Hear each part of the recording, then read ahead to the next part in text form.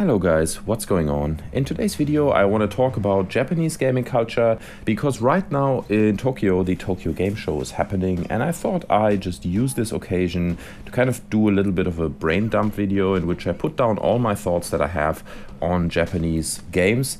I haven't played that many. I mean, obviously all of us grew up with Nintendo consoles, but I don't really count that as Japanese games. I'm more talking about like the classic, traditional Japanese RPG game. And the first one for me really was Persona 4 Golden, and since then I've kind of dipped into a few other ones. But let me start like this. Since many years, the Japanese games industry seems to be in kind of an identity crisis.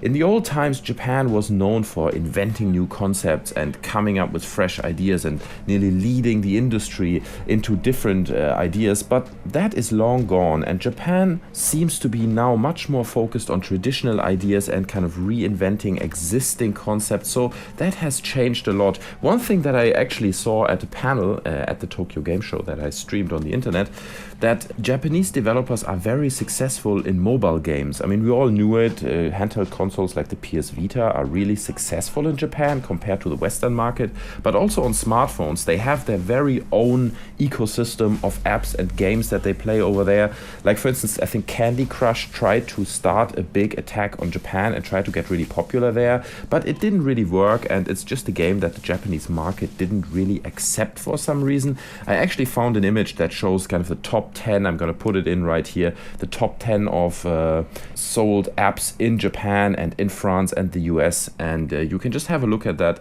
kind of get a comparison. So overall the sale numbers of smartphone apps in Japan are higher than the ones in the US, despite them having only about half the population. So that's quite impressive, right? If you only have half the people, you still make more money with apps. It kind of shows the popularity, and even in Western countries like America, I think smartphone and casual games are just majorly successful. So what is it about Japanese games that we as Westerners find really fascinating? I can only talk for myself. I love Japanese games because they kind of take you to a different world. It is nearly like exploring a different culture, but in a video game form, because Japanese game developers put so much of their culture and their identity into these games that it is really like exploring a different culture in many ways. One big problem is that a lot of games don't get localized properly. Sometimes there are money issues, because Japanese developers or publishers are concerned that they're just not going to sell enough numbers if they put all the effort in fully localizing a game.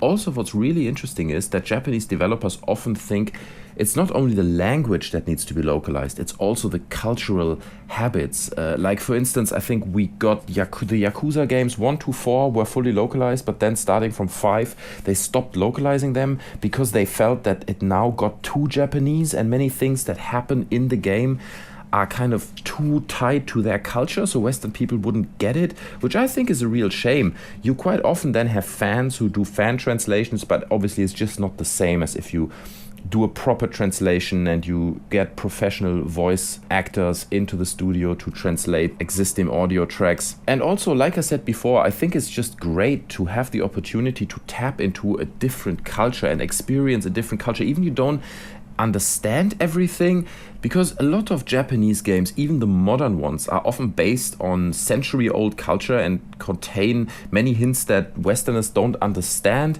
Let me give you that as an example. I mean, imagine you're playing a Western game without knowing anything about the Middle Ages, the Renaissance, or the Industrial Age. There would be so many symbols that you just wouldn't understand. Like, just imagine you're playing like kind of a Middle Ages game and there's like a black knight who holds a shield with a red cross on it. You wouldn't understand that if you don't have the background, but since you do have the Western background, you will immediately read it as the evil guy or, the good guy, depending if it's the white knight or whatever it is. The same counts for Japanese culture. If you see, for instance, a violet samurai armor, in the old times, that was reserved for the guard of the emperor in ancient Japan. So if in a modern game you see a samurai wearing a violet armor, it already suggests to you that he's powerful and that he's high up in rank. So that's something that you probably wouldn't understand, and that pulls itself through so many aspects of these games. Even the hair colors of different manga and anime characters, or characters in the game can have different meanings and who they are, and they can say something about their character. So obviously there are these little cultural barriers that we have to overcome, but I think even you don't understand it, it doesn't mean you cannot enjoy the game at all. You can still enjoy it, even you can't read the perfect hair colors of all these different characters. But there are several examples of where a game has been localized with a lot of effort and has been done really well, and then it actually can grow to nearly become a system seller. I guess the best example for that in the recent time is Persona 4 Golden. Originally that was a PS2 game, they revamped it, they made the game prettier, they revamped all the textures, they translated it to English, so it is fully localized, you can play it as a full English game on your PS Vita, and I have to say, that is the game that I played most on my PlayStation Vita, just because it is so immersive, it allows you to explore Japanese culture in so many lovely ways. You can visit the shrines in the game, you learn about that, you learn about Japanese family culture, Japanese bank holidays, because it's based on like the everyday life of a school kid, right?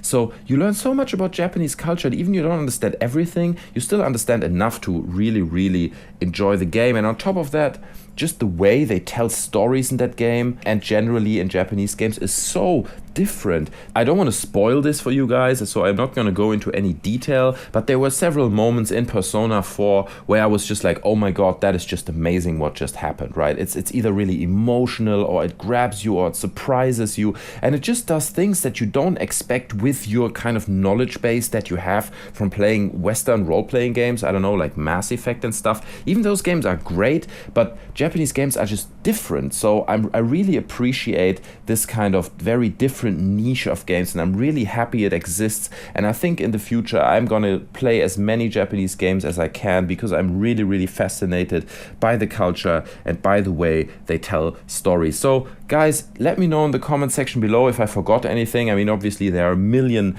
other things I could talk about, Final Fantasy, Pokemon, so many different games that I could list here and go into, but I don't want to make this video too long, so you can leave me your thoughts in the comment section below. It would be really appreciated if you could also like the video or subscribe to my channel. I normally talk mostly about Western games and play them in kind of little Let's Play sessions. But anyway, I thank you guys very much for watching, and I'll see you guys next time. Bye.